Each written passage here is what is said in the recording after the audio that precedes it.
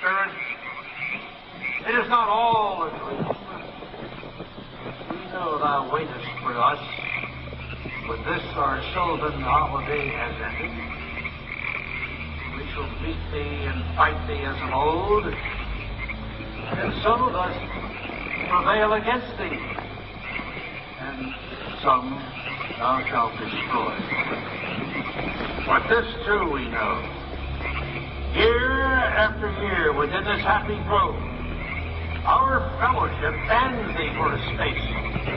Thy malevolence which would pursue us here has lost its power under these friendly trees. So shall we burn thee once again this night, and in the flames that eat thine effigy, we shall read the sign, Midsummer sets us free. You shall burn me once again.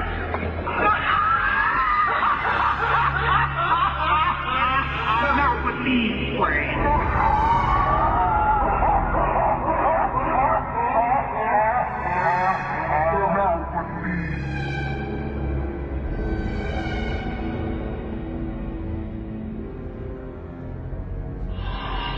Begone, dull care. Fire shall have its will of thee. Begone, dull care. And all the winds make merry with thy dust. Fill fellowship's eternal flame. Once again, midsummer sets us free. What are you going to talk about? Yeah. A fraud? No, it wasn't a fraud, but I'll be glad to talk to you if you'll shut up and let me talk.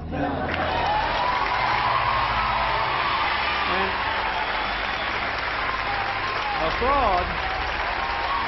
Let me tell you something. I'll tell you a couple of stories about fraud. The Bohemian Club, as you say, the Bohemian Club? That's where all those rich Republicans go up and stand naked against redwood trees, right?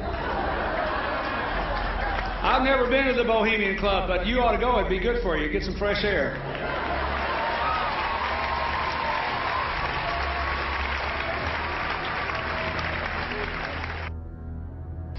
Sir. First, also, were you a member of Skull and Bones from college in Bush? Were you in the same secret society? That's all right. Let me answer his question. Excuse me, what are you having?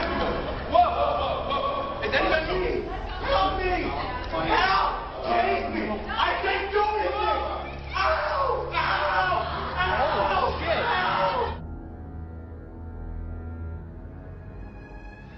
It's so secret we can't talk about it. What does that mean for America? The conspiracy theorists are going to go on. I'm sure they are. I don't know. I haven't seen the rest. Number 322? First of all, he's not the nominee. And, look, I look forward... Are you prepared to lose? No, I'm not going to lose. So that's where they have the ceremonies in the outdoor part of it. Part of it was indoor, so we only got to see the outdoor part. Right. We only got and to listen to the outdoor part. God only knows what went on indoors. And what did you hear? What was it you know? You managed to get this unique it was disgusting. It was gross. I mean, they were pretending to murder people. What was the tone of it, though? Was it jokey or was it quite... No, it wasn't jokey at all. It was sick. It's about the only way I can describe it. It was sick.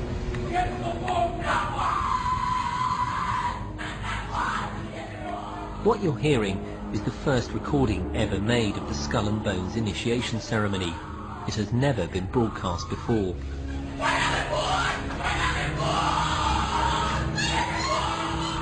15 new members of the club are being introduced into the macabre rituals of Skull and Bones by the senior students who are about to graduate.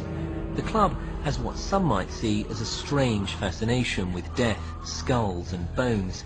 There's the chant too, difficult to hear first of all, but including the devil equals death and death equals death.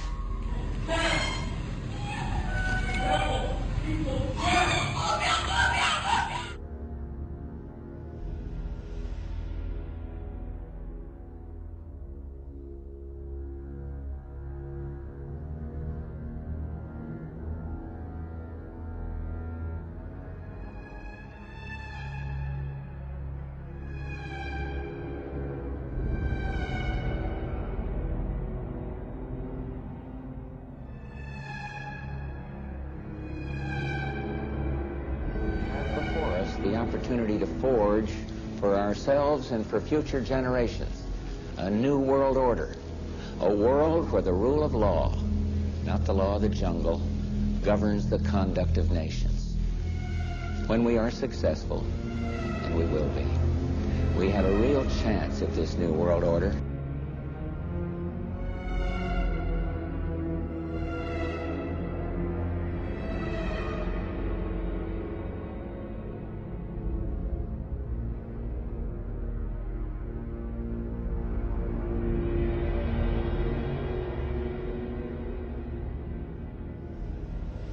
Now, Albert Pike, who's probably the most famous Freemason of all time, he was a Mason who simultaneously occupied 3 different positions. He was the head of Washington, D.C. Masonry, he was the head of American Masonry, and he was the head of World Masonry. Albert Pike wrote the book Morals and Dogma. It was published in 1871, and is used in all Scottish Rite initiations to explain the crass philosophy. It's been called the most important book of Freemasonry. It's been called the Bible of Freemasonry, and it's given to every 4th degree Mason, this book. And it's also recommended in every issue of the Scottish Rite Journal. Each month it recommends to get and read Morals and Dogma. Albert Pike says in Morals and Dogma, quote, "The Mason is familiar with the doctrine that the Supreme Being is a center of light." Now, what is this light that the Masons are talking about? An answer can be found on page 321 of Morals and Dogma by Albert Pike. Quote, "Lucifer, the light bearer, Lucifer, the son of the morning, is it he who bears the light? Doubt it not," end quote. And on page 324, he repeats the thought. He says, quote, "A devil, the fallen Lucifer, or light bearer." He identifies Lucifer as being the devil. And it's you may repeat it to the brethren of the 32nd, 31st, and 30th degree. The Masonic religion should be, by all of us initiates of the high degrees, maintained in the purity of the Luciferian doctrine. Yes, Lucifer is God, and the true and pure religion is the belief in Lucifer, end quote. These are men who are extremely super high-level occult masters who are selected, each one of them, to reign over a continent. These men, in return, report to a group that's called the Seven. And these 7 are very, very powerful fallen angels. They're what the Bible calls principalities. And they, in turn, report to the great architect of the universe, Lucifer himself.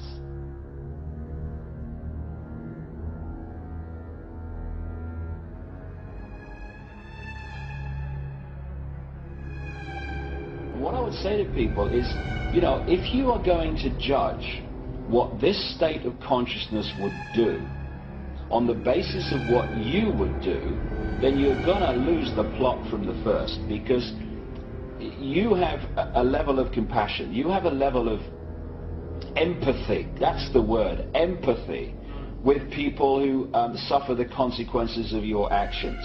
That empathy is what balances out your behavior towards someone else, because you have empathy with the consequences for them. You remove that empathy, and this controlling consciousness has no empathy, not even with itself, never mind its victims and its targets, because they are as ruthless with each other as they are with the human race. You take away that empathy, and there are no fail-safe mechanisms to block extreme behavior. So, whoa, the people who run America wouldn't kill 3,000 of their own people. What? They'd have a party.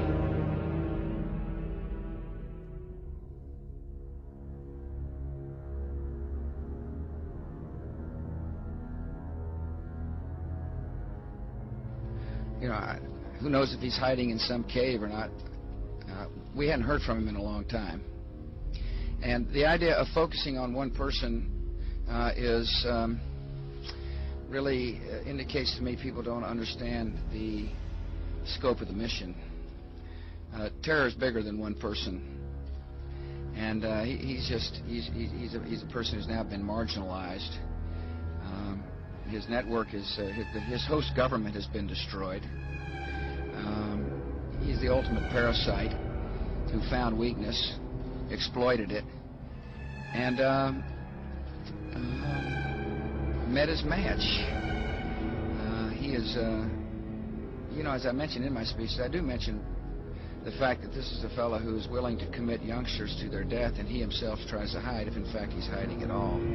So I don't know where he is. Nor, you know, I just don't spend that much time on him.